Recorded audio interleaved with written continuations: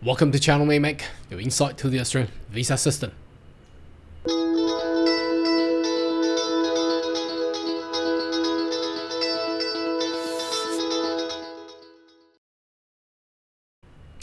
Good day everyone, my name is Carl Young, your online YouTube visa consultant. Are you interested about migrating to Australia? Why don't you consider to subscribe to my channel and turn on the bell on the side so once about all the updates and news, you'll be the first one getting all the insight. Now, just like today, we're gonna have a lot of news for you. Now, first of all, let's jump into my email. The New South Wales government is updating their nomination pathway 1 for subclass 491. Despite there's not much of actual changes, but we're gonna update you that one, and also numbers of other queuing up family-related visas. And also, there's a news came out from Koala News talking about the current rejection rates for student visas. So let's get into it. All right, now first of all, my email reads: New South Wales government announced the change of skilled work regional visa subclass 491. Now, it may sound exciting, but it's not actually that exciting. Why? Now let me tell you, the changes is only they used to be you're required to reside and living and work in regional New South Wales for at least 12 months in order to actually be nominated under 491 visa. Now they are dropping it down, reduce the employment duration down to 6 months.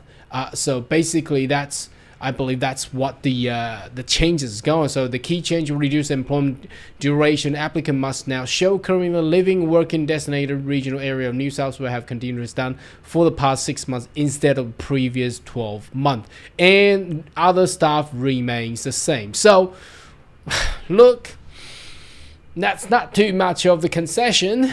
Although there is changes, it's moving towards a better and easier criteria, but it's not natural changes. I mean, anyway, I'm not gonna comment too much. I leave all the comments to all of you.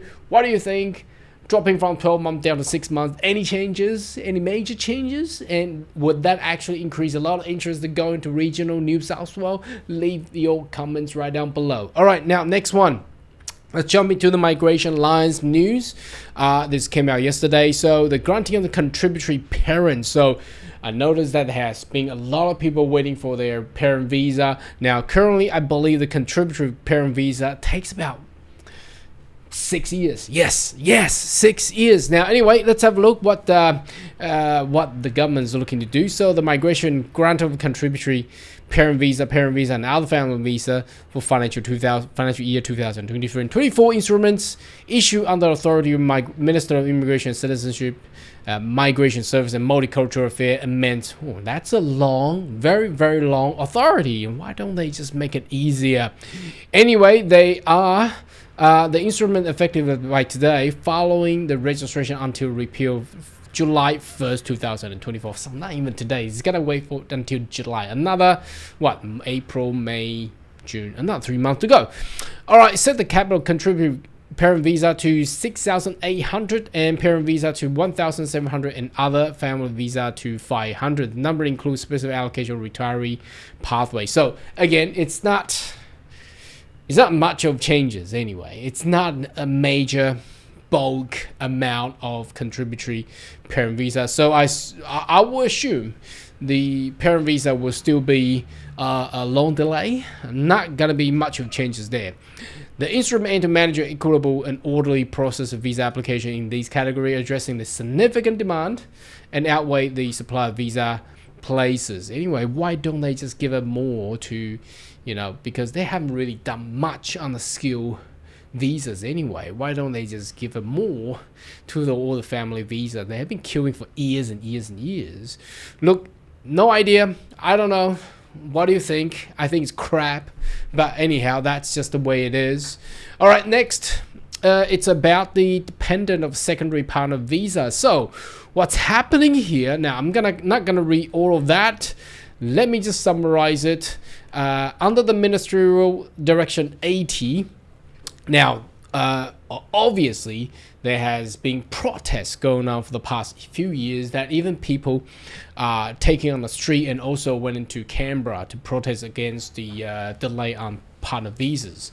Now, numbers of these partner visas, when they're lodged, the child is still under the age of 23, supposedly probably 21, 20 or 19, but due to the delay caused, well, obviously not by the applicant, mostly not by the applicant, by who? By the government, man.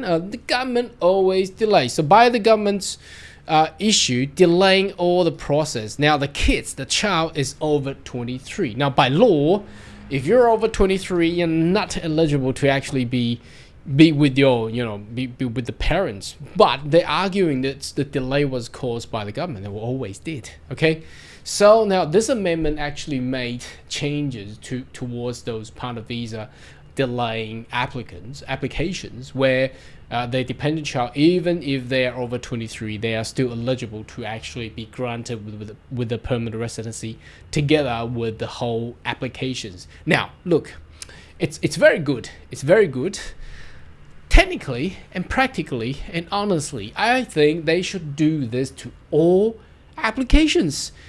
If the child, when they lodge the visa, is before 23, they should all be accepted, because all the delay, well, 90% from my experience, I believe that all the other agents, all the other applications, experiences, the delay are all from who? Government. Obviously not the applicant. Applicant would like to get the visa as soon as possible. Check out the global processing web page that has been done by the government of Australia, Home Affairs. Check out the 188 visas. The delay is now 50 months. Now, anyway, I thought the Labour government will fix those things, but seems to be that's not the favorable stuff that they want to do. They just wanted to put some stuff in delay process or status. Okay, last but not least, now Koala news. This is a big one because there has been a lot of people experiencing visa refusals, even as a student, international students coming to Australia. So the title reads Australia visa grant data for February release. So February, that's about a month ago. Okay, so it's very, very current. Retracting being seen across the board with exception of China. Whoa, wow. What's happening? Are they doing this specifically just to please the Chinese government in ways to exchange further diplomatic? I don't know. What's your thoughts? Maybe you should leave comment right down below. But anyway, let's have a look at what the status is actually showing. So basically, the net international student arrival or granted has got back to the 2018 and 2019's level. Now, what does that read to us? That means it has come back to pre-pandemic. Now, pre-pandemic level was the level set by the former government, so not the Labour. So would the Liberal government come out and argue about this number? Probably not. But supposedly the numbers of lodgements is actually beyond this number, so they actually push it down to where it matches the previous government's level.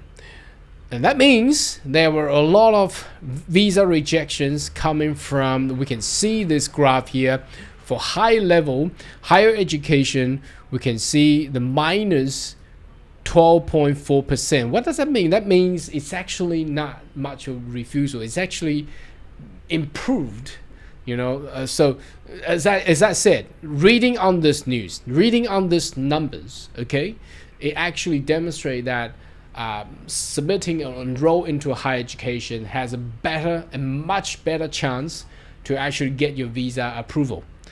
Other than that, a lot of others, for example, vet courses, all rejection. Any course got high rejection, 27.3% decrease of the visa approval.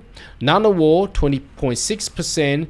Post-grad, well, very good. They actually increase. They actually want more of these people. School and vet. Look at vet sector, 31.6%. So that means over 30%, 1/3 almost increase on vet courses rejections. Okay, now inside and outside Australia. So inside Australia, if you lodge at higher education and any course, that's fine. They can continue. But vet courses, 24, almost a quarter increase of rejections, even if you're in Australia. Who are they? That's people arriving tourist visa, 600 visa, or 601 visa, ETA, and lodge, or you're on working hard visa and you lodge for another vet courses. You got about 1/4 of the chance to actually get rejected. Now, if you're outside Australia, okay. Higher education increase of 20.8%, any course 29%. Again, vet courses is the biggest loser, 31.1% increase on rejections. That means, well, decrease on approvals. That means increase in the rejections.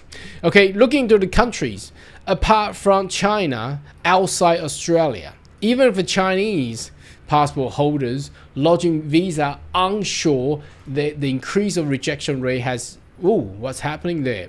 I'm sorry. Okay, has increased by 17.4%. Only the Chinese student lodging outside of Australia, offshore, has actually improved. Other than that, Indian student lodging inside of Australia, 50%, half of them rejected. Outside Australia, 13.1%.